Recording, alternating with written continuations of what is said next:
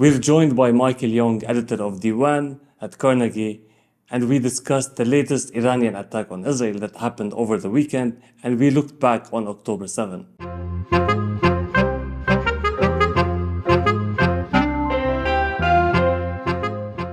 This podcast is made possible by the generosity of listeners and viewers like you.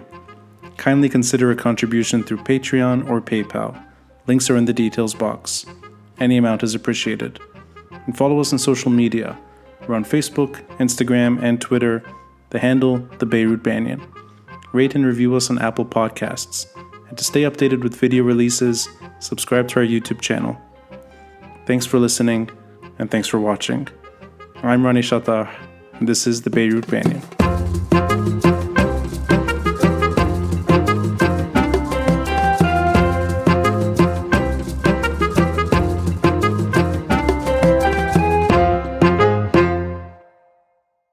Michael Young, welcome to the podcast. Thanks for having me. I want to start with your paper about the latest Iranian strike, which happened over the weekend. Mm-hmm. You were referencing Joe Biden's quote, which people quoted him telling Netanyahu, take the win from the attack. And you said everything around it suggests less than that. So what are we talking about when we say everything around that suggests less than that? I think that the Iranian attack, everyone has looked at the results. In other words, that none of the missiles really, or very few, hit Israel. But that's not really the message, I think. I think the Iranians had prepared everyone for the attack. They knew very well that the Israelis and Americans have satellite technology that would allow them to see the launches. And of course, the missiles and especially the drones flew over neighboring countries. So I don't think the Iranians were really expecting a surprise attack. Now, it's possible that they were expecting more missiles to go through. But I think we should not look at these results, the result as the real important message. The important message is that the Iranians can launch a large number of missiles and drones at Israel. They can do so through their allies on proxies. They can do so from Lebanon. They can do so from Iraq. In other words, for the first time, we saw Israel vulnerable in terms. Now, we've seen Israel vulnerable before in 2006, but in this case, it was a much more, shall I say, more significant in the sense that these were large missiles. Now, did they want to cause damage or not? Perhaps they did. Perhaps this is a debate, honestly, I prefer not to get into, because there are some who say, of course, they intended to do much more damage. But the fact is that's irrelevant. What really was impactful here on the Israelis is for the first time they felt vulnerable. And in fact, their security was guaranteed by this coalition of forces, including the United States, including Jordan, including British aircraft.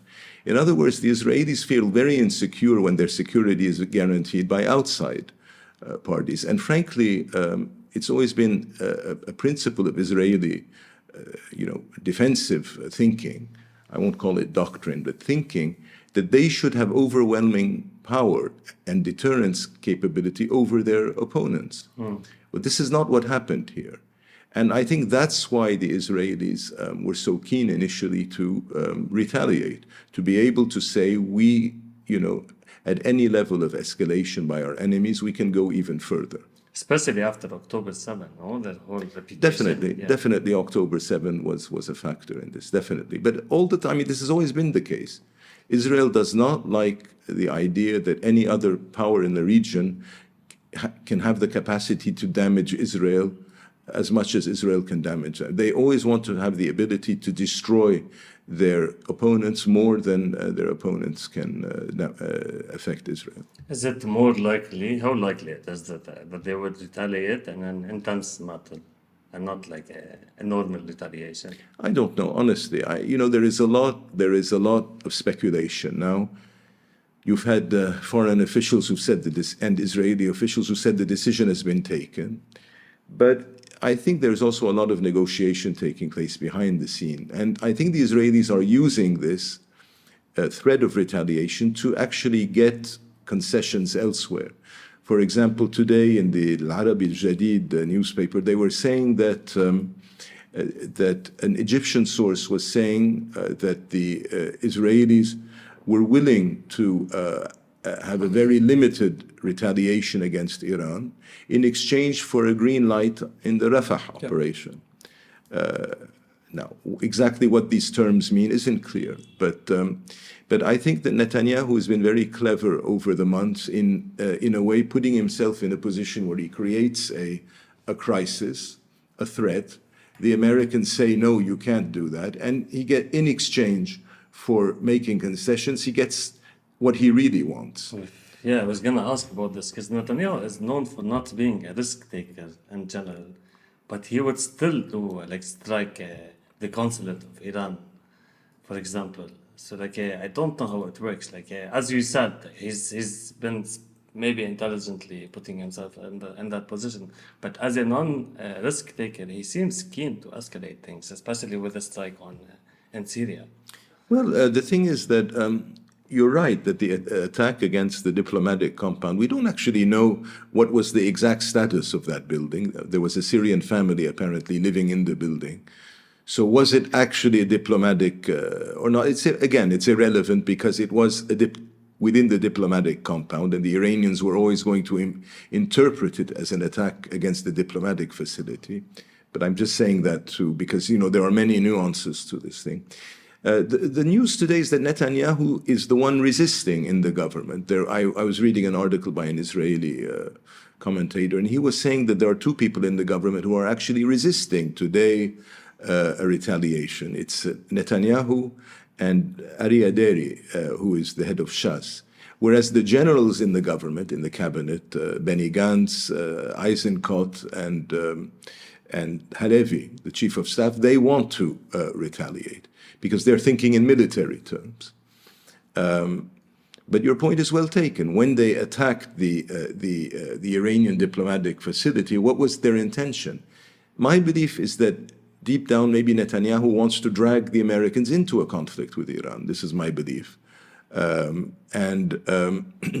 He was unable to do so, so he stepped back, But by doing so, what he's done is he's created a situation where he can negotiate with the Americans and get things from them. For not attacking Iran, of course, as I said, it's quite possible that he will try to, secure some American support for an operation in Rafah. Yeah, it can go both ways. Either they get involved or he gets concessions out of it. But why would someone like Netanyahu, whose political career is on the line, has nothing to lose, why is he, in a position like this, you would assume that he would go all in. But so far, as you said, surprisingly, as opposed to what people might think, Netanyahu was the one, allegedly pushing back from going all in this matter. Why would he push back? Well, I mean, they certainly went all in. If they've killed tens of thousands of Palestinians and destroyed most of Gaza, I mean, you can't go more all in than that. That's in Palestine though. In Gaza, Yeah. Yes, absolutely. I mean, but when it comes to regional, but even in Gaza, I mean, on Rafah, the Israelis have been actually very ambiguous. I think that he initially used the threat to invade Rafah, again as a bargaining chip with the Americans. They've continued to supply him with weapons throughout this period. At no point have they used weapons to say no, to stop him from acting.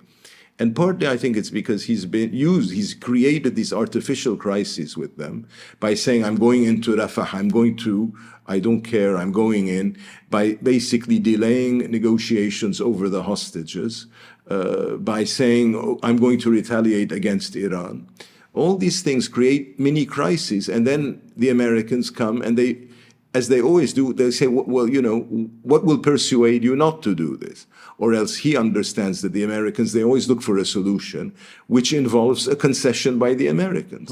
You don't think the intention is actually there to occupy Rafah as well? I'm saying it is there. I think it is there. I think he believes really that Sinwar is in Rafah, and that if he takes Rafah, he will be able to declare victory. But, again, who knows where Sinwar is, True. But he's playing his political career, as you said. Yeah. Going back to the significance of the Iranian attack, as you said, that it's not an obvious, at least it's not an obvious win for Israel. Some in Lebanon would call that a theater that the Iranians did, like it's something very symbolic. They informed the Americans before. But can we expand on this point? Like, what is the significance of the Iranian attack in a military sense? Look, when you see, there was one picture, I think, which encapsulated the image the Iranians wanted to send. The mosque. There were missiles over Al-Aqsa. Yeah. This is the message they want to send. In other words, we are able to bomb this country that controls Al-Aqsa, and we will regain Jerusalem. This is the symbolism. And, Israel was scared. Israel was frightened by this. Today, okay, we can say it was a failure. Yeah. But it's not a victory to say that the rockets of your enemy maybe didn't make it. If they fire missiles from Lebanon, the time will be much shorter. There will be much less opportunity for or from Syria, much less opportunity for the Israelis to prepare and for the Americans to help them. So, I think it's a big mistake to look at this purely in military terms. In military terms, no one denies that the Israelis are stronger than Iran. No one can deny this. But, this is not, today we're dealing in as much of a political struggle between Iran and Israel as a military struggle.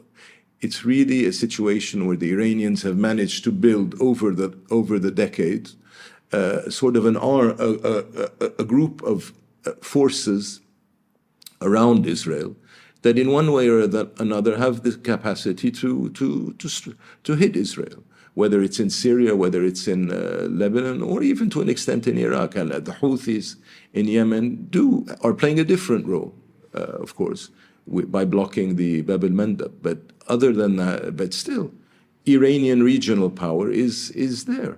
Yeah. And this is what the Iranians want to put on the table, to say we are a regional power.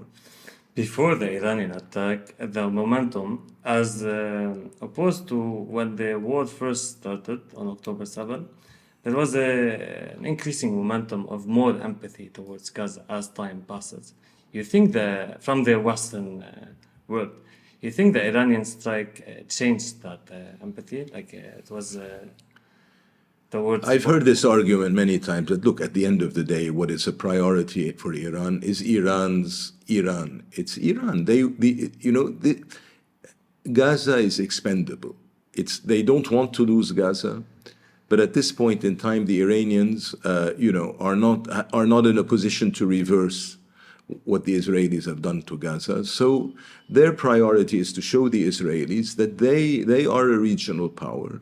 There are two regional powers today when it comes to the Levant and the Palestinian issue, and Iraq and Lebanon. And it's basically, and even to an extent, parts of the Arabian Peninsula, but particularly the Levant, it's Israel and Iran. And the Iranians are saying today, this is our main enemy, and we are slowly putting in building blocks to be able to contain this regional enemy, this regional rival.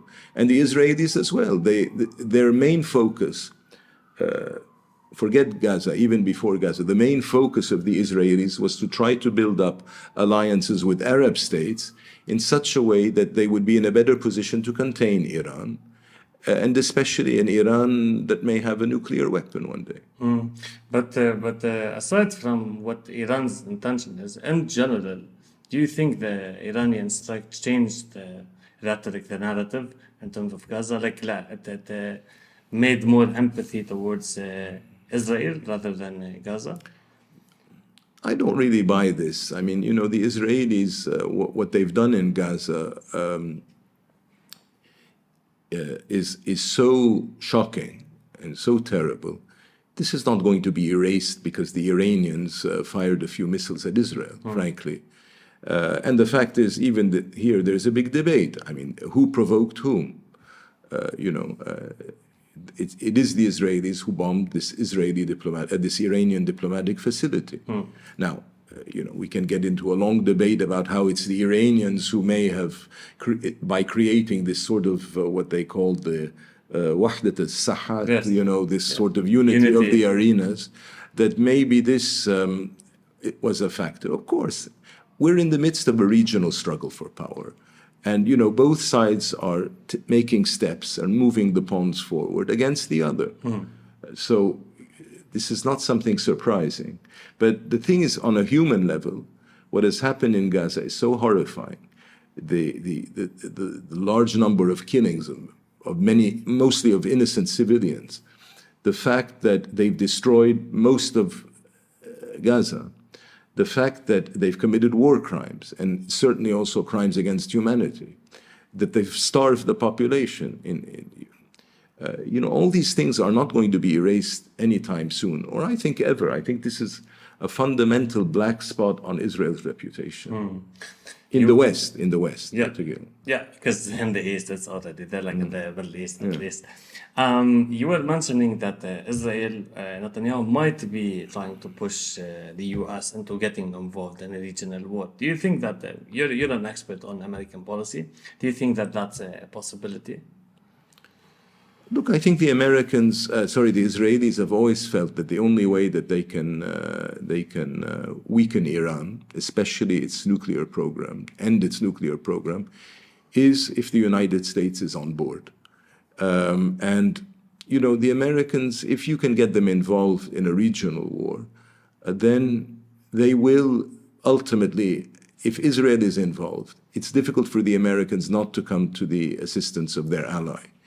And when the Americans enter into a conflict, they escalate very quickly to the most destructive, to their most destructive weapons. It's part of their doctrine to use overwhelming force. And I think this is the calculation. I think really deep down, someone like Netanyahu believes that the only way you can contain Iran in the region is through a heavy military defeat, and that can ultimately undermine the Iranian regime and allow the population, which clearly a majority of young people in Iran are opposed to this regime, allow ultimately a regime overthrow. This is how they see it. I think it's a very simplistic assessment, but it doesn't matter what I think. Yeah. I think there is this belief amongst Israel and supporters of Israel in the United States. What about the Americans? Would they fall into that trap?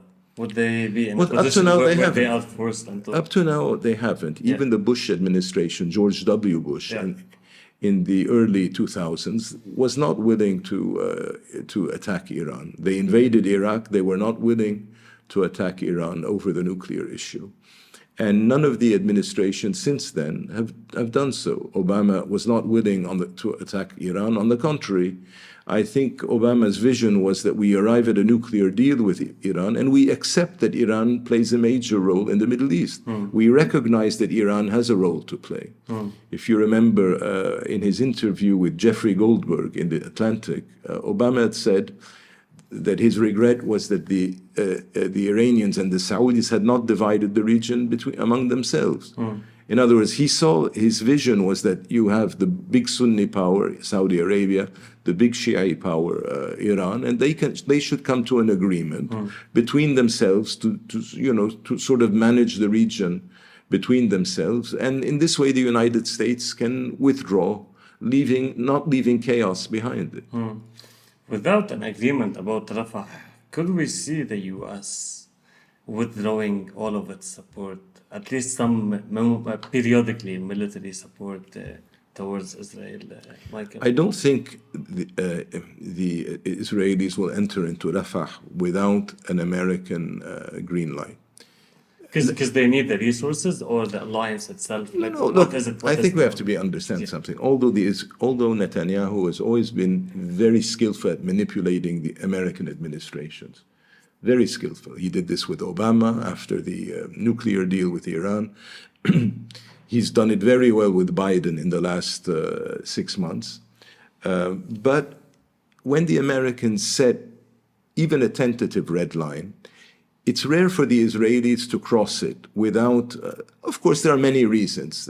America is the security guarantor of Israel. America is the main military supplier of Israel. You know, Netanyahu is not going to arrive at a divorce with the United States.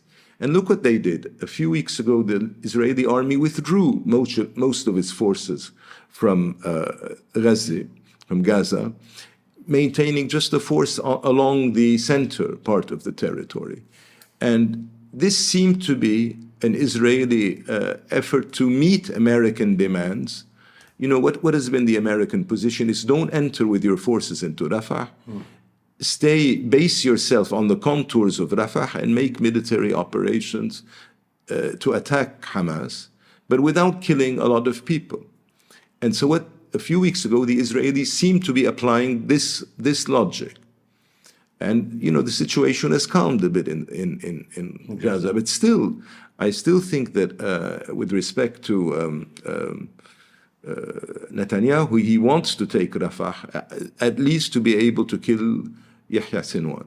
I think this is his objective, to be able to say this is the victory. Yeah, no one understood why this withdrawal. I mean, yeah, people are still questioning why this Israeli withdrawal of some parts of Gaza happened. Is it purely because to please American interests, you think, or there are other factors? I think it bought them time, frankly. I think it's a move that bought them time. You know, you can withdraw them one day, you can bring back troops the next day. It bought them time to maneuver. And, you know, look what happened. I'm not saying all this was planned, but I mean, let's look what actually happened. They withdrew the troops. They hit the Iranian diplomatic compound. The Americans suddenly were very worried about a regional war. Israel became the victim, and America defended Israel. Yeah. So suddenly Israel, which was being attacked or criticized by everyone, including the United States, suddenly itself became the victim. And today there is talk of Netanyahu saying, okay, I will not respond to the Iranians in a very strong way, but you have to allow me to go into Rafah. So he's basically playing, you know, these different imperatives in such a way to his advantage. What about Iran's allies, Hezbollah? If Iran gets struck, severely struck, would Hezbollah, for example, retaliate from here, do you think? Yes, I think it will. I think it will. And I think that the message yesterday, when they sent a drone into Arab al-Aramsha in the north, there was a very specific message in this. Okay, this was a Bedouin village, but we saw that there was a much higher toll of people injured yesterday than in the Iranian attack. Because, of course, Hezbollah is on the border. And I think the message there was, look, don't think that what happened on Sunday was a great victory, because Lebanon is much closer to Israel. And if we launch drones from here and missiles from here or from Syria, you know, we're much closer. Don't think that anyone will be able to protect you then.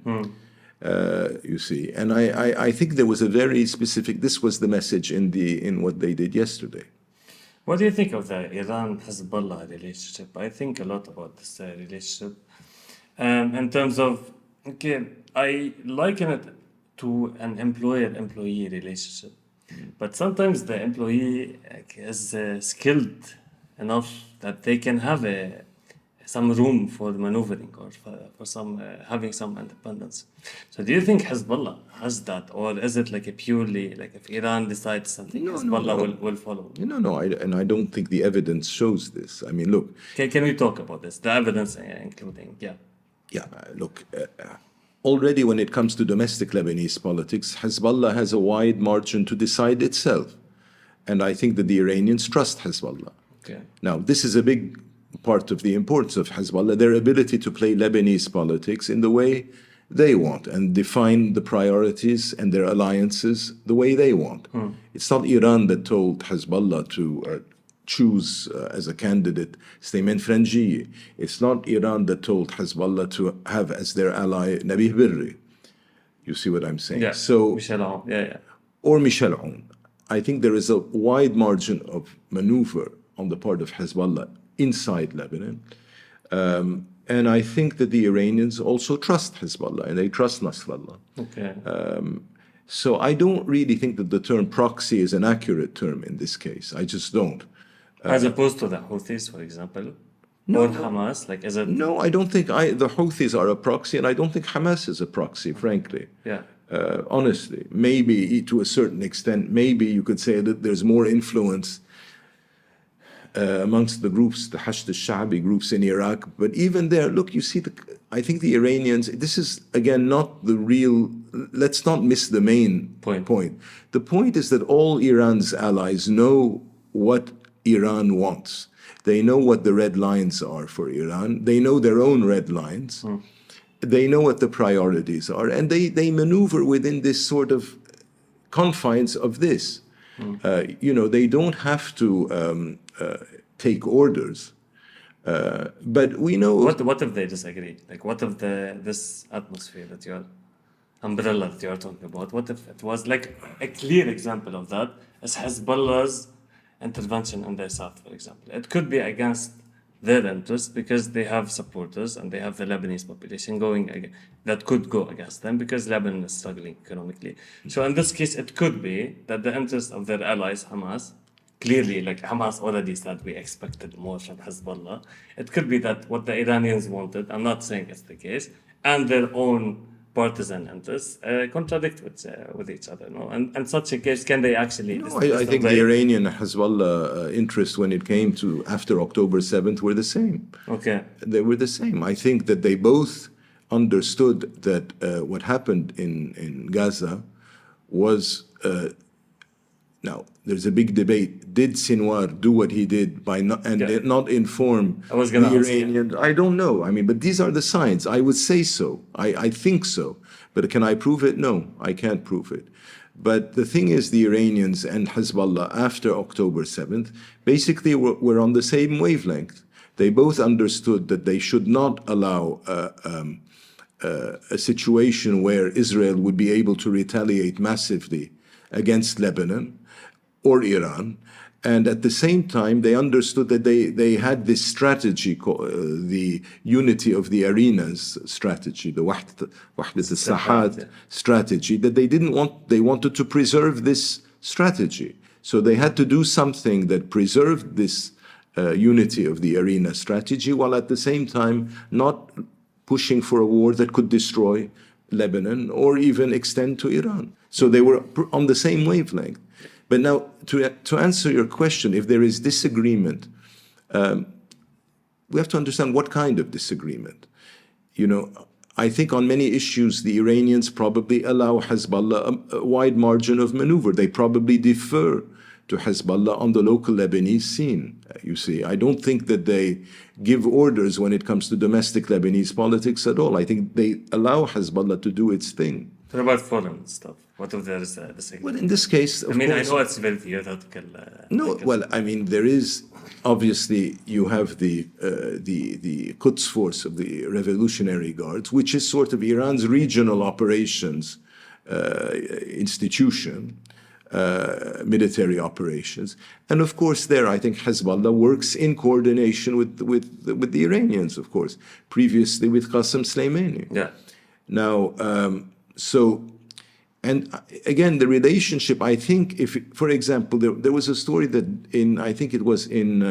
was it in 2006, that Qasem Soleimani came to Beirut during the fighting to sort of bolster the morale of Hezbollah. Yeah. This is the story. Is it true? Is it not true? I don't know. But the point is that to a certain extent, it's collaboration, it's reciprocation. I think so.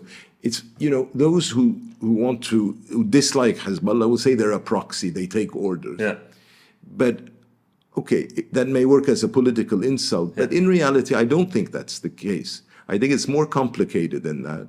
And this is what is worrisome. But of course, there is a hierarchy at the same time. You've got the IRGC and the Iranians, and you have Hezbollah that is working on behalf of Iranian interests. There's no doubt there. And Iranian interests are, I think, ultimately more important than Lebanese interests Lebanon's interests are as a country. For Hezbollah, you mean? Yes. I mean, I think today, in what way was Hezbollah's entry into this conflict with Israel in Lebanon's interest?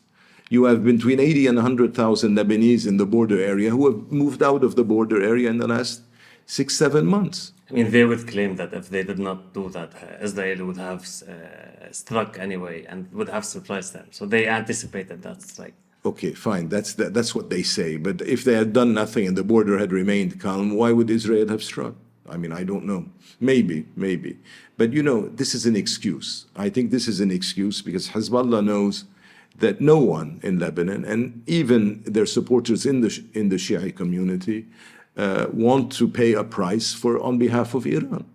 Or Palestine, by the way. Yeah, what about actually benefiting Hamas? What about actually assisting the Palestinians? Does Hezbollah's intervention actually do that? Or is it a symbolic... No, I think it has. I think it has really, because... It lifted the pressure of... I don't think it's so much lifted the pressure. What it's done is it's created the possibility of a two-front war. And a two-front war makes it less likely that you have a three-front war. In other words, today, the Israelis have to calculate that if they hit Iran, they may suddenly find themselves with a two-front war. They may find themselves with a war on the Lebanese border, as well as a continuation of the Gaza war, and even potentially more of an uprising in the West Bank. In other words, they have to calculate this. In terms of Israeli calculations also, one of the reasons I think they haven't attacked in Lebanon is because the United States has told them, if you go into Lebanon, it's a much bigger fight, and the possibility of a regional explosion is much higher. So we want you to limit what's the fighting on the Lebanese front. And now, has this helped Hamas? To a certain extent, it's made it more complicated for the Israelis to maneuver. They have to always maneuver between different fronts. It hasn't prevented the Israelis from destroying Gaza, of course, but it has made it more complicated for Hamas. It would be a mistake. It's hard to quantify that. It's hard to quantify, and it's also, I do think it's complicated the terrain for the Israelis. The Israelis now have to deal with a multiple front problems on multiple fronts, and it's created, of course, a major social problem in that between 80 and 100,000 Israelis have left the north, which creates a problem for Netanyahu, which could be used to push him to accept a ceasefire in Gaza, because the Israeli population of the north is becoming increasingly angry. What about when the Gaza front stops? What should we expect an escalation on the Lebanese front? Look, it's possible that we will have an escalation because I think the Israelis want to gain something on the Lebanese front. Like a full scale, for example? No, I don't think we will have a war where they will bomb cities. I think it'll be maybe more limited. In other words, but it could involve ground incursions. It could involve ground incursions. But we have to be also realistic. Once the Gaza conflict comes to an end, the international community will be exhausted, and the regional powers will be exhausted. It will be the end of a long process, and it's not going to be that easy for the Israelis to open a new front. And I think even the Israeli society will be exhausted after 6-7 months into this. So, I mean, there may be an effort along the border to keep the heat up in such a way as to facilitate an American mediation. The Hochstein, there is the so-called Hochstein mission. And what Hochstein has done is actually, basically, is quite clever. He said Hezbollah told Hochstein there will be no negotiations until the end of the fighting in Gaza. And he said, fine. He accepted, but knowing very well what that means is that all Israel's attention at the end of the fighting would be on Hezbollah. All the pressure that Israel can bring to bear would be on Hezbollah, which means that probably he would be able to get some kind of an understanding on the northern border, on Israel's northern border. On Israel's north border, you mentioned fatigue from the Israeli society, and the main representation, I forget the name of the council, said a month ago or maybe a little bit more that they gave the Israeli government until May. Back then, I'm saying, to like deal with the situation and then the situation in the north. And some of the schools even said that we will open, two schools actually said that we will open in May. It's like, is that a factor? Would that prevent Israelis from? It's a factor, but look, the families of the hostages have spent the last 6-7 months in the streets wanting some kind of a deal, and Netanyahu has ignored them. By and large, he's ignored them. After the first two deals, خلاص, يعني, he stopped really, he's negotiated, but nothing has prevented him from going with his master plan, which is to take as much of Gaza as possible, so that he can then claim politically that he's defeated Hamas. Nothing has prevented this. Even the families of the hostages who have been demonstrating almost on a daily basis. So, we shouldn't think that the settlers or the inhabitants of northern Israel are going to, this is a big question. We call them here settlers, but they're not. I mean, they're basically inhabitants of the north. The only people probably Netanyahu listens to are the settlers on the West Bank. Yeah. The population of the north will not make a difference. Will not make a difference, I think. Ultimately, it's Netanyahu, as long as he's in government, who is going to set the agenda. As you said, that Netanyahu probably listens to Western settlers. The people, the residents of the north are, like some reports suggest that they are marginalized Arabs, actually, most of them. So that. Yeah. I mean, of course, who effectively his political career is controlled by these two ministers, Smotrich and Ben Gvir, and they, these are the people he watches out for, because he is afraid that if the government collapses and they can bring the government down, that he would suddenly be left hanging. Yeah. So he's careful with them. But I think when it comes to the inhabitants of the north, if it's a few more weeks, a few more months, he can handle it politically. What about, you mentioned defeating Hamas, taking as much land as possible from Gaza to claim that they defeated Hamas. Is this a realistic goal? Can actually Israel defeat Hamas? I mean, we're seeing the missiles coming out of Khan Yunis even after they claimed victory then and withdrew from the area. So I agree with you. I don't think they will defeat Hamas. I don't think they will defeat Hamas.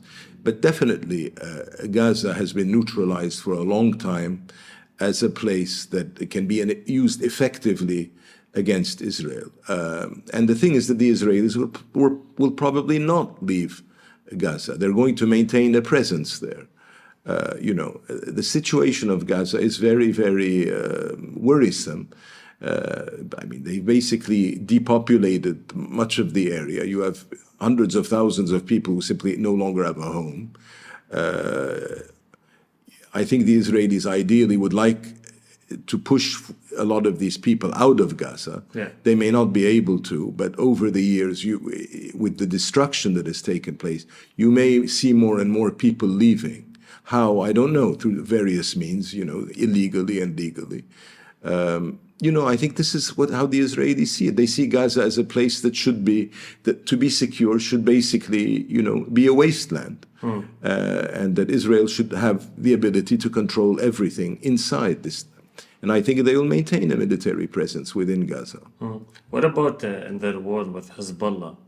Like, do you see Hezbollah having the strong position there, or like Israel? I mean, Israel has been assassinating people all over. I don't know if they have interest in assassinating non-military leaders of Hezbollah, but they have been assassinating high-profile people. So, like, who's winning that war? Can Hezbollah claim victory after all of this? Look, what's victory? Again, Yeah, I it's think subjective, no? in 2006, Hezbollah said it had won, that it was a victory. And yet, today we're in 2024, 18 years later, and Hezbollah wants to avoid anything like 2006. So maybe it wasn't such a victory. This is very subjective. From Hezbollah's perspective today, they have done what they've done what they needed to do within the confines of the imperatives of this alliance, this unity of the front strategy. In other words, they could not go further than this, otherwise it would have been suicidal. I'm speaking up to now, because I don't know where we will be in 2-3 weeks, 1 month, I don't know. But they took a huge risk, Michael. Yes, of course. I'm saying if Sinwar organized October 7th without informing Hezbollah and the Iranians, then they suddenly found themselves trapped by their own strategy, which was the unity of the front. And so what they've done up to now is limit their losses. Okay, and I think they can afford to lose people. It's costly because obviously many of these people have, to a certain extent, experience in what they do, but it's doable, it's manageable, they lost many people in Syria also, but Hezbollah has been able to rejuvenate itself. And so they wouldn't consider it a major or a strategic defeat at all. They say we remained in the fight against Israel over a period of 6, 7, 8, how many ever months. And they will say, they will play this up as a victory. They can claim it in front of their supporters as well, which is the most important factor. Definitely. But again, this is, we're still in the process. We're not out of this. Yeah, for sure. It's it's what happens at the end that counts. Yeah, for sure. Anytime I look for reasonable long-form analysis in English today, even though my choices are increasingly limited, those limited options are valuable, and they've actually, I think, guided a lot of how I see the bigger picture. And if there's one name that comes to mind that I always think of, it's yours. And I got to know your work long before social media. I remember your articles. I remember your op-eds, whether it's now Lebanon, going back a decade ago, if not more, Daily Star earlier, and actually on occasion seeing you on TV. Less today. Thank God. But, I actually did enjoy, there was a stretch of time, France 24 in English, I would see you frequently, and Beirut in the backdrop, Reason TV many years ago. And the reason I brought this book out is because I know the story evolved immensely since 2010, but this book, I recommend it often, because there's a generation growing up that I think doesn't know the full picture naturally, and they should read. I always encourage it, so this book is valuable to me. Since you're obviously discussing things that I think all of us are thinking through on a daily basis, I don't want to repeat anything that's been asked. I wanted to pick your brain, Michael, on two things. One is the psychological gains, a kind of operation like October 7 can have on several actors. And the other is sort of this endemic preference for stability. And I think that shapes US policy as well. So let's start with the psychological gains. Do you think of what happened on October 7 as a de facto victory, not just for Hamas in terms of prestige and popularity, but for Hamas's allies too, that they won something? It's not material, it's not battlefield gains, it's the minds and hearts of people that used to rally to their cause more naturally years ago, and maybe they lost some of that on the way. Look, I think, unfortunately, in the past, whenever a party would do something, it would seem disastrous. I would say it's disastrous. But today, October 7th was disastrous for the Palestinian people of Gaza in every way. No one can look at Gaza today and say the Palestinians are better off after this level of destruction. But it's conceivable that politically, Hamas will come out of this stronger. It's fighting the big battle, the epic battle against the Israeli enemy. Up to now, they're still there. This promise by Netanyahu to crush Hamas apparently has not been fulfilled, which is why, he wants to go to Rafah and at least have the head of Sinwar or Leif or one of these senior leaders. But that still, let's ask the question: is it really a victory when today you've got tens of thousands of maybe over 30,000 Palestinians killed, Gaza destroyed in the way it was destroyed? I don't know. I mean, on a humanitarian level, I can't consider this a victory. They've allowed the Israelis to destroy the society in Gaza. They've basically allowed this. All this so that Sinwar can say, I'm victorious. All this so that Sinwar can say within Hamas that he's the leader as opposed to the leaders who are in the hotels in Qatar. I think, what is a victory? Honestly, what's a victory? We were talking about this earlier. Sometimes defeats, you call them victories. When the Palestinians left Beirut in 1982, it was a victory. They were shooting in the air, victorious. Did they? But they were, and I was in West Beirut during the siege, and I can tell you, in no way was it a victory. It was a defeat. But Could I just push on that, though? Because I like the reference to a clear loss by Fatah, by Arafat in 82. And I think also a psychological defeat, even though the attempt was there to frame survival as a victory in itself. That this outfit could end up in Tunis and eventually back and even in Tripoli at some point. But that was obviously not a victory. I remind you that the person who threw Arafat out of Lebanon was ultimately Hafiz al-Assad.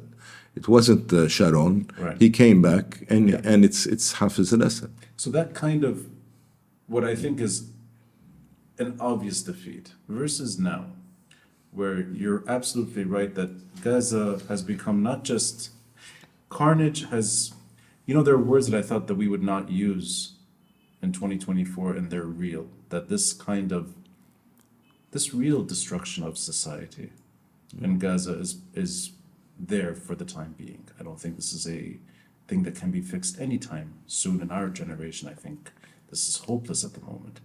But the psychological victory only in that the region has, I think, largely rallied around this cause once more. And that, by extension, meaning Hamas's friends.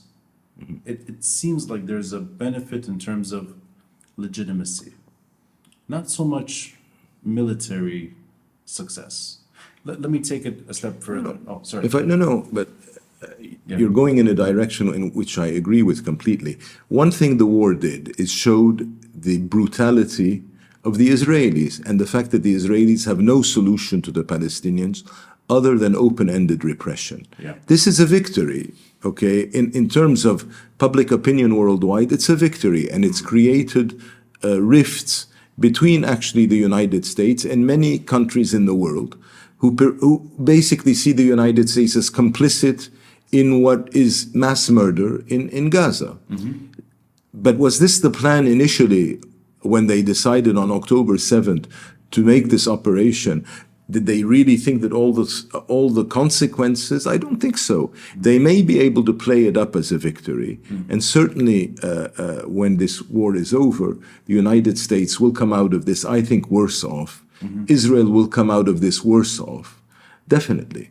So I agree with if we're looking at the pros and cons from the perspective of Hamas and the Palestinians, there are pros, definitely. I'm trying to read through the determination to see this operation through on October 7th, the clearly reckless endeavor that would invite huge response. That, to me, seems so outrageous, what happened on October 7th, that I can only think of it as that was clearly meant for a recapturing of an audience, and maybe even, by extension, the support base of their allies that was dwindling. I'm trying to take it to a different place, and I don't know if maybe this is stretching it. October 7 and last weekend, looking up at the sky. We all know that those drones would be shot down, and none of them would succeed in harming anything in Israel, but it's still one hell of a show. And these are Iranian drones flying over. You mentioned Al-Aqsa earlier. I mean, that in itself is quite symbolic. And whether or not one Bedouin boy or girl is injured in the desert, this has nothing to do with it. Whether or not any of those drones hit anything is not the story. It's that there's drones above Israel. I think of that as part of the psychological warfare.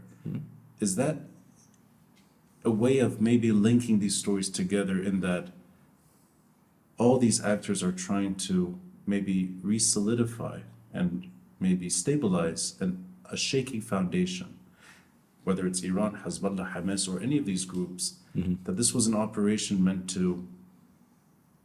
for these outfits to survive? I'm trying to think of the reasons for why this has all happened.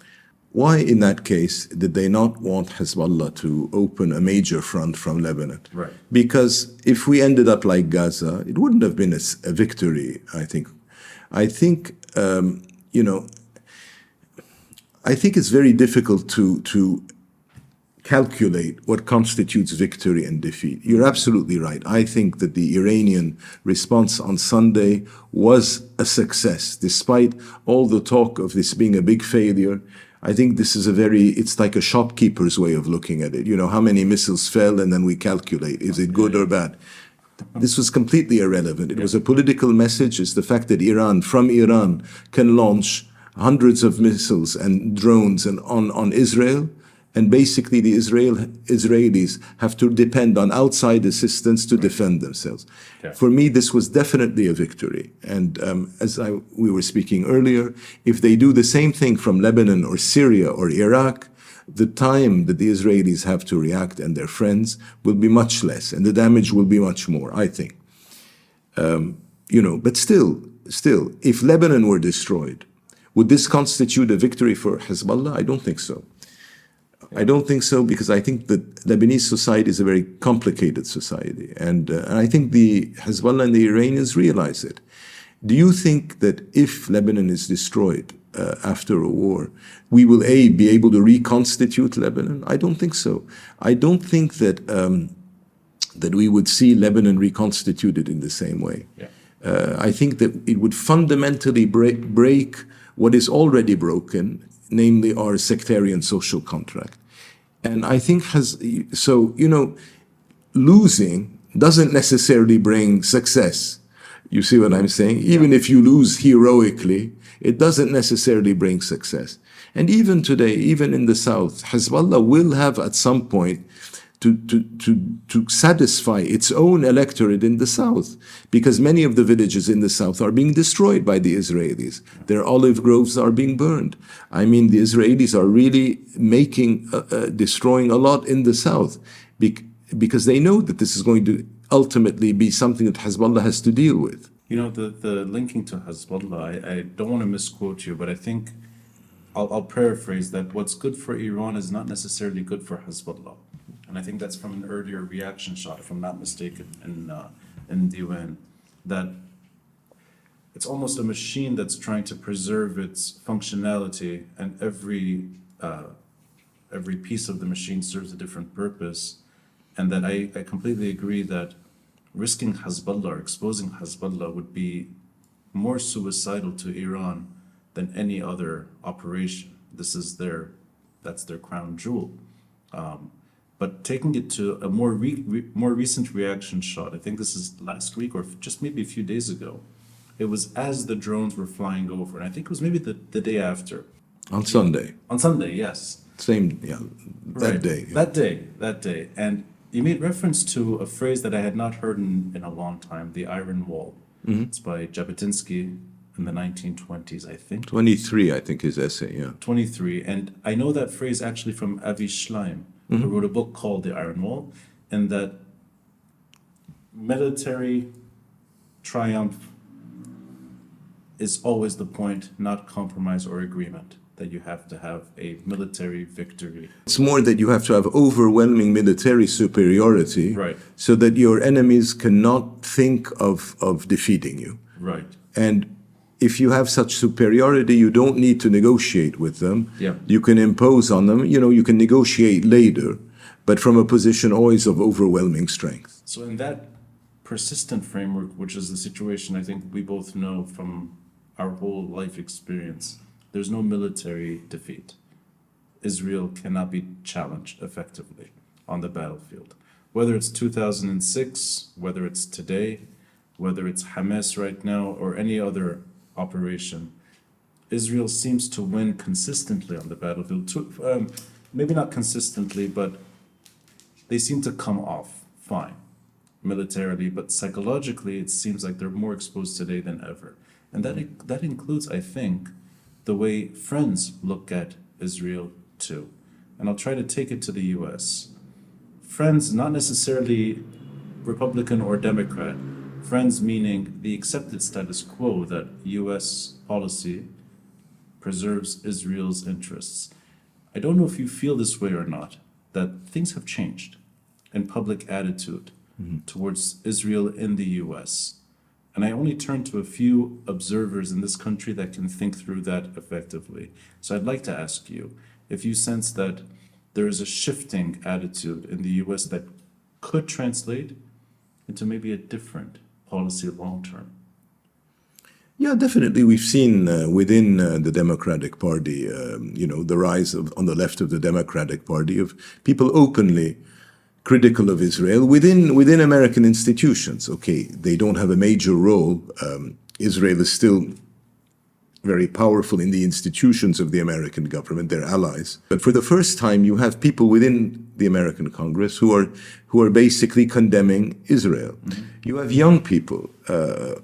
And this is important because young people, of course, it's the generation that's coming up, and they will one day be in a lot of the institutions, whether of government or others, who are taking an openly hostile position to Israel. This is similar to what I saw, the Israelis hate when you compare them to South Africa, but in many regards, they're even worse. I think that, they've created a system that in a way is, it's open-ended repression. You had that, of course, in South Africa, but what I saw in the 1980s, when there was a beginning of this movement to isolate South Africa economically, it's a bit what we're seeing today, not only in the United States, but also in much of Western Europe. And ultimately, this is creating problems for the governments who are most pro-Israeli at the beginning. The German chancellor, in Germany today, there is a very large movement critical of the German government's policy towards Israel, which has forced the Germans to backtrack. Right. In Belgium, we've seen criticism. Spain, even the French, who go everywhere in all directions. Today, they've taken a more critical view.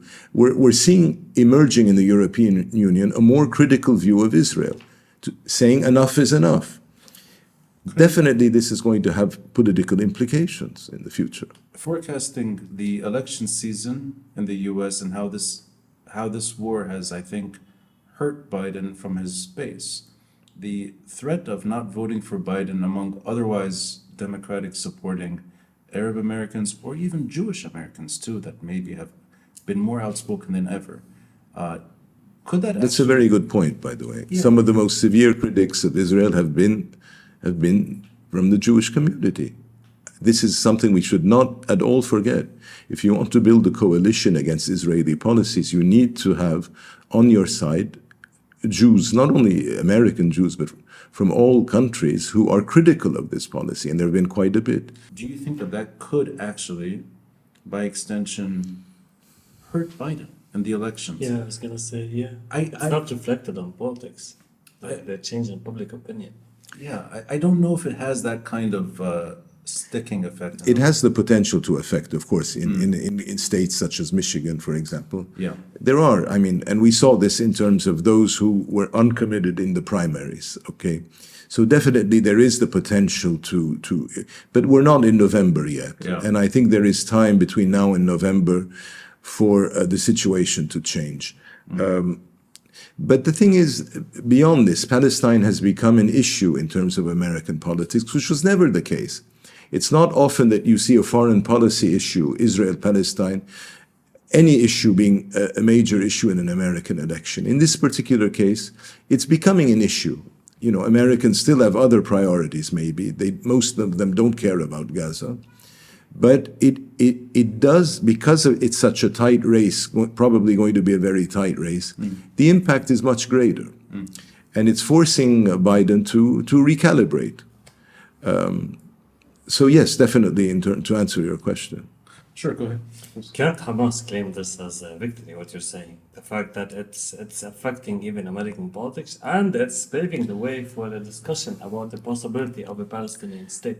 Look, I think Hamas did not plan for all this. Yeah. I think it's very easy at the end of a 7-month or 8-month or 6-month or 9-month fight to say these are the pros, these are the cons, and say, look at all the pros. Yeah. And yet probably none of this was planned for by Hamas. So, I think it's still, the balance sheet is still a work in progress. But even Hamas, I think, will come out of this with there's a big question mark. And I've had this from the beginning. What's their political objective? I mean, I want to know today, what other alternative did they have, the Palestinians? No, this is not the question. This is not the question. Today, I'm not saying they have an alternative or not. I'm saying, what is their objective? What is their political objective? A state, no? I beg your... A Palestinian state? No, but they don't believe in negotiating with Israel over the two-state solution. They consider this, what they want is they want Palestine. Now, is this a realistic political objective today in the context of where we are today? I don't know. I don't think it's a realistic political objective. But the point I'm making is that from the very beginning, we've not heard once from an authoritative voice of Hamas what the political objective of October 7th was.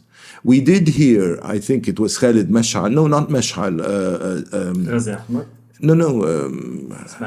Hani did say, we recognize, I think, a two-state solution, we would work for this. Yeah. But this was a statement by Hani. Didn't seem to be endorsed by the Hamas leadership in exile. And you still had Aruri in Beirut, and you have Sinwar in Gaza, who have not at all pronounced on this. I don't believe there is a consensus within Hamas over this. And so I still have this big question. What was October 7th destined to achieve politically? I don't think, by the way, they thought this through. I think it was much more a question of maybe Sinwar trying to impose himself within Hamas on the leadership as being the major actor.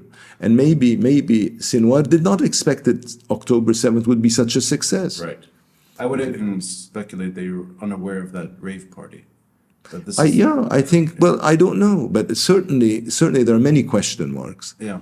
And of course, it took place in a context, as you were saying earlier, Ronnie, where today the Palestinian leadership is we're moving into a period of transition. Abu Mazen, Mahmoud Abbas, is an old man. He's probably going to die sometime in the near future. I mean, I'm not wishing this, but he's, I think, 87. Yeah. His health is not great. And therefore, there's going to be a transition in the Palestinian leadership. And there is disarray in the ranks of Fatah. And we saw this even in Lebanon and Ain al-Halwi. Yeah. There have been efforts by, I think, Hamas indirectly to gain ground in the Palestinian camps and work against Fatah. So it's all part of a broader effort by Hamas to gain control of the Palestinian cause, in alliance with, of course, with Iran, and in a way turn the Palestinian cause into a Hamas operation, and get rid of Fatah, or marginalize Fatah at least. Not get rid. They won't be able to get rid of Fatah.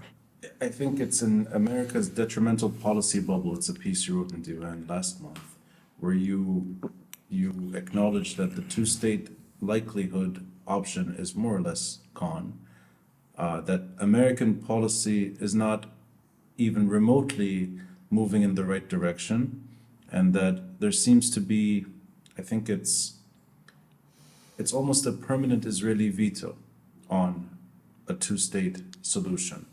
and that long-term American interests in the region are more exposed than they've been earlier. I'll frame it better than that.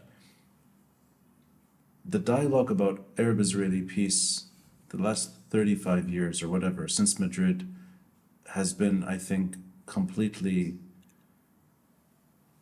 put on the side. It's not even, no one talks about the likelihood of having a Arafat-Rabin handshake-like scenario ever again. And if it's going to happen, it won't happen in our lifetime. I think the word peace has become so toxic in discussions, and regardless of that, what the Israelis have done in terms of settlement expansion, I think it does render a two-state outcome extremely difficult. Look, I think if there's going to be a real shift, it has to come from within Israeli society. I think at some point, the Israelis must, probably, they will have to come to the conclusion, what do you do? Demographically, the Arabs are between, the sea and the river. Are we allowed to say that? Yesterday, Congress made it really? anti-Semitic, right? Well, everything now has become anti-Semitic. Whatever you say something about Israel, it can be used as to accuse you of anti-Semitism. But the question is, you have these two populations between the Mediterranean and the Jordan River. You have probably a slight Arab majority today. The only solution for Israel in terms of security is either to engage in massive ethnic cleansing of the Palestinian population in its midst, which means getting rid of large numbers of Palestinians in the West Bank. And even then, have you resolved your problem? All you've done is you've pushed them into Jordan, which would destabilize Jordan. And it wouldn't get rid of the problem. You would just push the problem to your borders. Is this a solution? I don't think it's a solution, okay? It's a temporary solution. You buy time. Or you decide, I mean, if you're willing to do this, fine. But what it means is that Israel suddenly is worse than a pariah state. It's a state that is engaged in ethnic cleansing. And we know that countries such Serbia, during the war in the former Yugoslavia, to this day, those Bosnian Serbs are considered ethnic cleansers. This reputation doesn't go away very easily. So you build your state on a fundamental injustice, maybe for a second time, okay? Or you have to come to the conclusion that we have to find a solution with these people. What's the solution? Is it a state, a Palestinian state? Maybe not. Is it giving these people rights, legitimate rights that they have? Again, the problem is that Israel has demolished all options.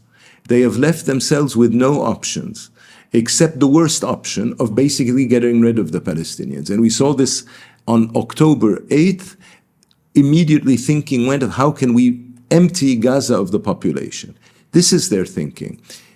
One day, I think you'll have an Israeli leader who said, this is no longer sustainable for our state. Can our state maintain indefinitely a condition of war with everyone around it, where our enemies are actually gaining? Because today, if you look in the last 30 years, the Iranians and their allies have gained. They've put up walls, the Israelis, now they can fire missiles over these walls, you see. You will only have a change when the Israelis themselves recognize that they need to change, that they need to find a different solution to the problem. What has happened the last 6 months, do you think that is a stepping stone in a better direction for U.S. policy pushing Israel to reconsider its options? I'm not sure. Because if the best that the Americans can do is come up with a two-state solution, then frankly, I don't have a lot of hope for this. It's the empty stuff again. It's just reheating something that's reheating old fruit. Really, we need to get out of the box and think in other terms. And it's not going to be done soon. You cannot in this political climate ask Israelis and Palestinians to think in a positive way. The thing is, today, this Israeli government doesn't even recognize, and I think even previous Israeli governments that seem more moderate than this group, were not even thinking of the Palestinians. For them, the solution was to circumvent the Palestinians and deal with the Arab states directly.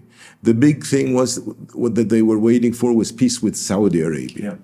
But your problem is here. It's right next to you. You know, it's not because you make peace with Saudi Arabia or the Emirates or Bahrain that this is going to resolve your problem.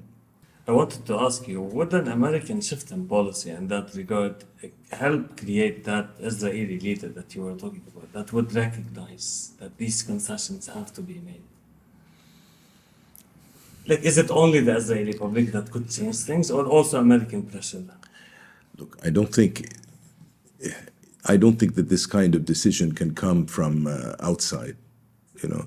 And even today, inside Israel, I think, to be very honest, all the major political figures they're thinking inside the Israeli box. It's security, deterrence, violence. This is the only way they really can deal with their environment. They are incapable of going out of this box, which involves violence, which involves military solutions to all problems. Every problem is a nail, every solution is a hammer.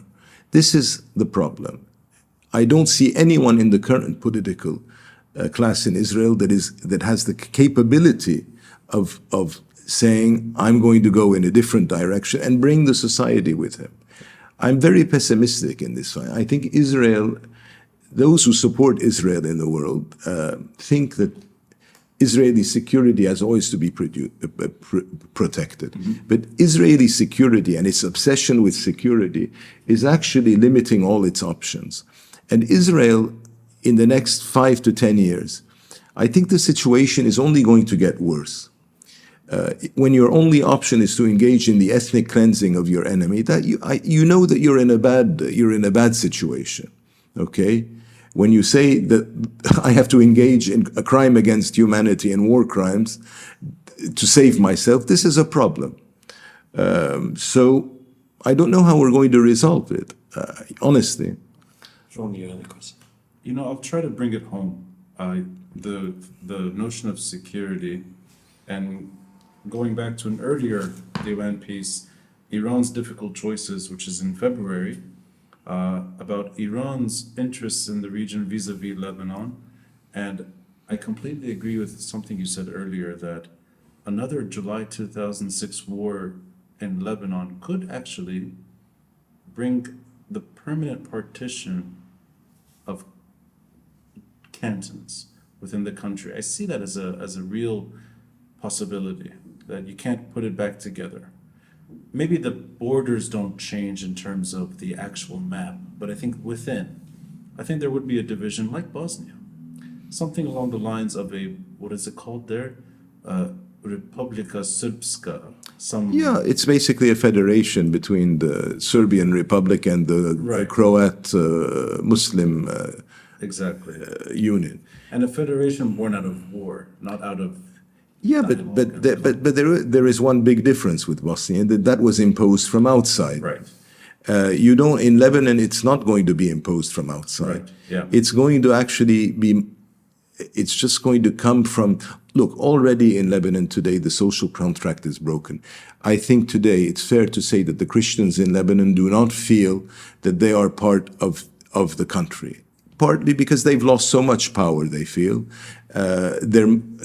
It's been already a long time since the vacancy, the second time that there is a vacancy in their leading post in the state. Yeah. And now you have basically Hezbollah determining who's the president.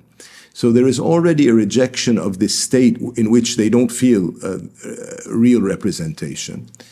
And so after destruction, how can you put it together? I'm not saying the Christians are the only ones that count, but I mean, you find alienation amongst other groups in Lebanon. Sure. I think there is a big problem in the Sunni community of leadership, of representation. I think, of course, the Druze community follows Walid Jumblat up to now, but they also don't really feel that this state satisfies. And on top of this, you've got the state itself in Lebanon, which is bankrupt. Yeah. And therefore, there is what do you identify with? You see, you're identifying with an entity that is simply dysfunctional. So underneath that, where you have a American policy throughout the region, you tell me if you see it differently, of preference to stability, no matter who the stabilizing force is. That's how I've seen America's openness to Iran. Yeah. And openness not in terms of embassy exchanges or anything like that. Openness meaning that I think the Americans are dealing with Iran increasingly as a partner in terms of stabilization, not as a foe. So I don't know if you see that as, okay, so let's say that is happening. And then you have Lebanon, where you could imagine almost a partnership with Iran and Lebanon rather than opposition. Something like the Syrian regime's access to this country in the 90s. So let's assume that... And 70s. And 70s. So let's say that that is exactly what happens long term with Iran's security needs in the country vis-a-vis Hezbollah. Can you imagine a outcome for Lebanon that is positive without there being some form of Israeli-Palestinian peace? I don't know if you share the same view, but I think increasingly that there are no options for Lebanon without Israeli-Palestinian peace, that we're going to be in a permanent battlefield-like situation. And I think that is increasingly true, but I wanted to see if you felt... No, definitely. Look, this sort of effort by the Obama administration with détente, to reach a détente with Iran, the key of which was the nuclear agreement. It's collapsed. It collapsed because, partly because Trump got rid of the agreement, and it's collapsed because, frankly, I think the Iranians went beyond that. I mean, the Iranian intention in the region is hegemony. Yeah. As long as, you're quite right, as long as there is a Palestinian-Israeli conflict, Lebanon will be on the front lines of that conflict. And Iran will use it as a pressure point against the Israelis. So certainly we would benefit from a resolution of that conflict, as would Jordan, as would many countries. I mean, I think Syria would definitely, and of course the Egyptians, although they have a peace agreement. But everyone would benefit from a peace. But I don't see that. I mean, the problem is I don't see that there is an ideal solution for Lebanon, I'm sorry to say. The idea that Iran is recognized as the hegemonic power in Lebanon, is this a good thing for Lebanon? I don't see it, honestly. I don't see it. I think it's been very bad for us. Certainly, it's a multi-confessional society. All confessions have to have at least their interest recognized. Yeah. The fact of the matter is what we have today in Lebanon is hegemony taking place by one political actor over the others. And this worries me, because at some point this can break out into violence. And in fact, that was one of the points in my book. Yes. It's that whenever one of the sectarian actors in Lebanon has tried to use outside actors to impose himself, whether it's the Sunni community using the Palestinians in the 70s, whether it's the Maronites using the Israelis in the 80s, or now whether it's Hezbollah using Iran today to impose their will on a multi-sectarian society, it does create tensions and it may create conflict. Because everyone in the country, all the minorities feel threatened. Existentially threatened. I don't know what a U.S.-led pressure would require to get Israeli-Palestinian peace feasible. I do know that Iran would be a very important obstacle on that journey, but I still think that this is simply beyond Lebanon's control. What happens in Israel, no one can actually circumvent this here. Yeah, look, Ronnie, it's the third time I think you asked me, and I haven't really answered, and it's not fair, about the United States. I don't see our solution as being through the United States, to be perfectly honest. I think the United States in the Middle East has been more of a problem than a solution, quite honestly. I mean, for the last 50 years, since the 67 war, the United States has been more of an obstacle, frankly. They're the ones who undermined Resolution 242 of its central principles. They came out with this post-Oslo process, which really resolved nothing. It only created a situation, made the situation worse. October 7th was partly because the United States has been ignoring the Palestinian problem for the last 2 decades and thought it could resolve the issue by circumventing the Palestinian problem and making peace directly between Israel and the Arab states. I don't look for a solution from the United States, quite frankly. Maybe I'm wrong. Maybe many Lebanese would laugh at me because they think America resolves all the world's problems, but I just don't see this. You know, I also don't see Lebanese actors trying to manipulate U.S. policy either. I see them as wishful thinking politicians that travel to the States sometimes and do these rounds, or Hochstein comes to Lebanon and does his photo ops. But yeah, I don't see also an effective Lebanese minority or majority trying to push America in a better direction too. So both are true, I think. Well, yeah, no, I think that the Hochstein mission, one thing is that once the war in Gaza stops, the United States alone can negotiate something on the south.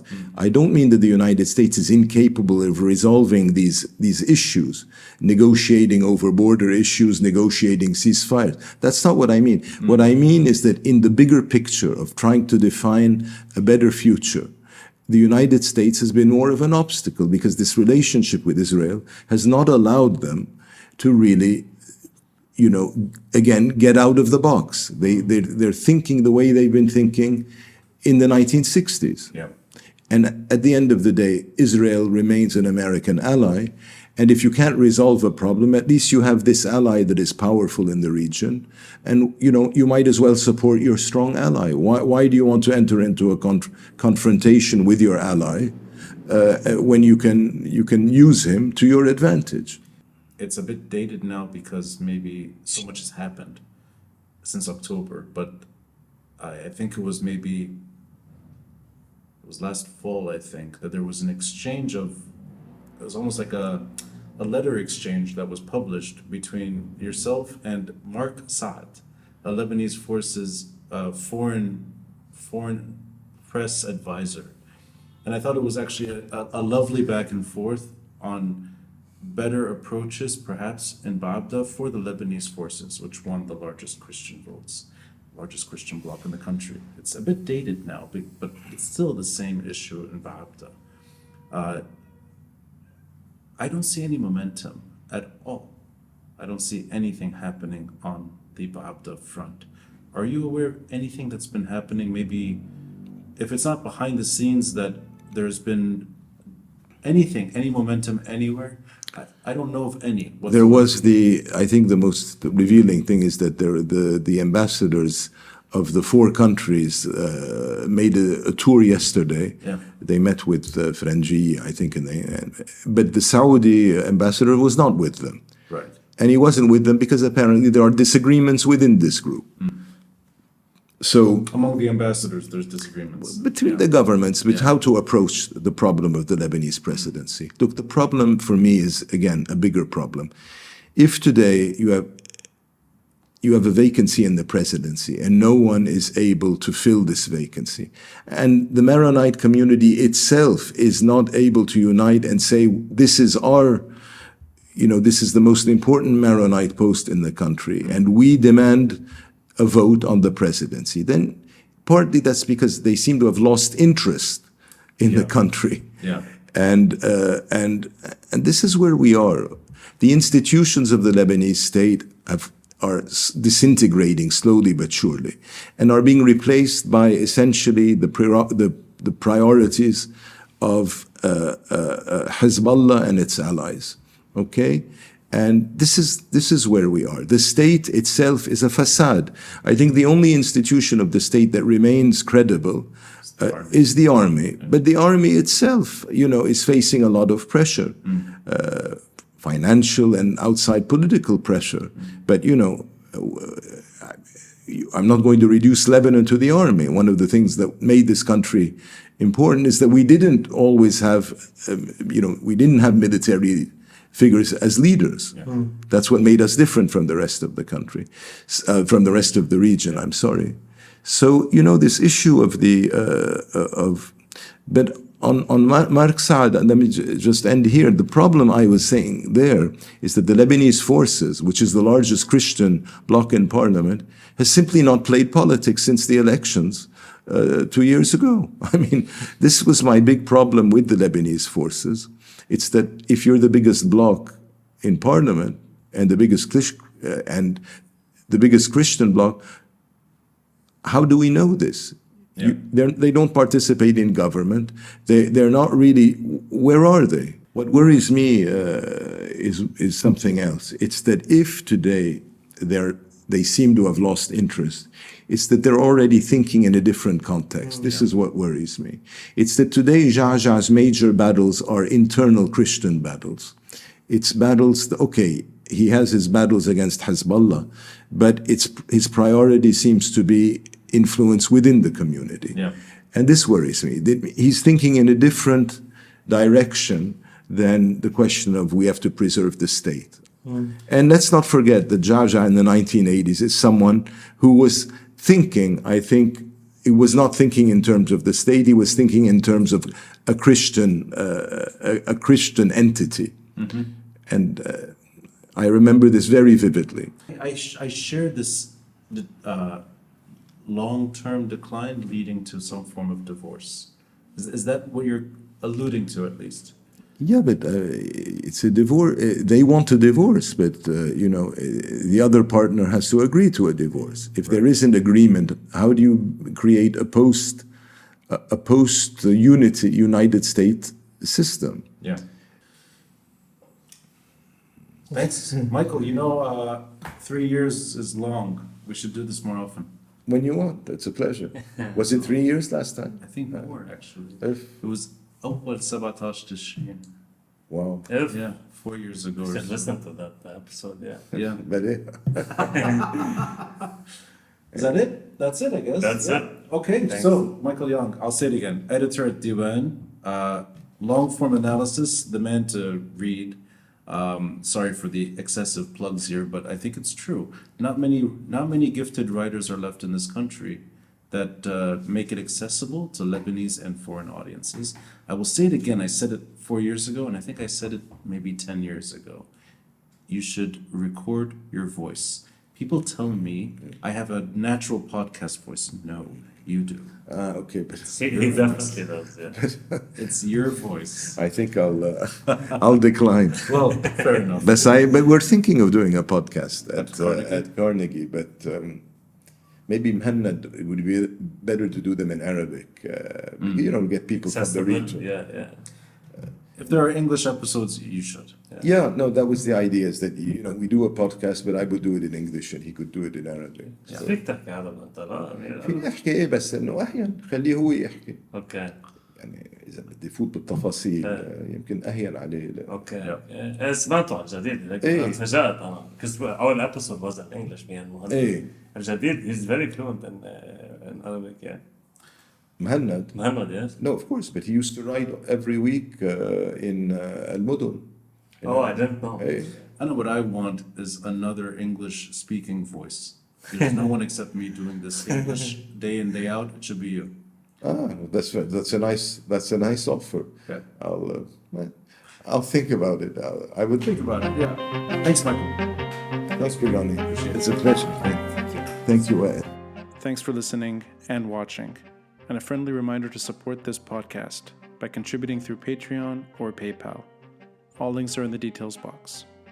Until next time, I'm Rani Shatah, and this is the Beirut Banyan.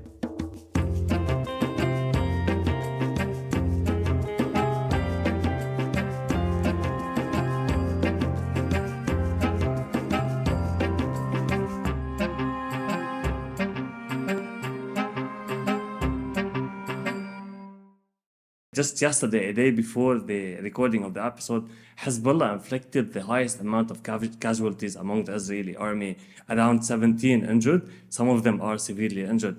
So the discussion with Michael Young was very, very important. Important, relevant, and he's also an author of The Ghosts of Martyrs Square, a book that goes back on the essence of pluralism and power sharing in this country, and a reflection really of March 14, 2005 and the years thereafter. But he's one of my favorite writers in the country, and it was a real thrill to have him back on the podcast. And thanks to you for inviting him. It's great to co-host this episode with you as well, Ronnie. Thank you.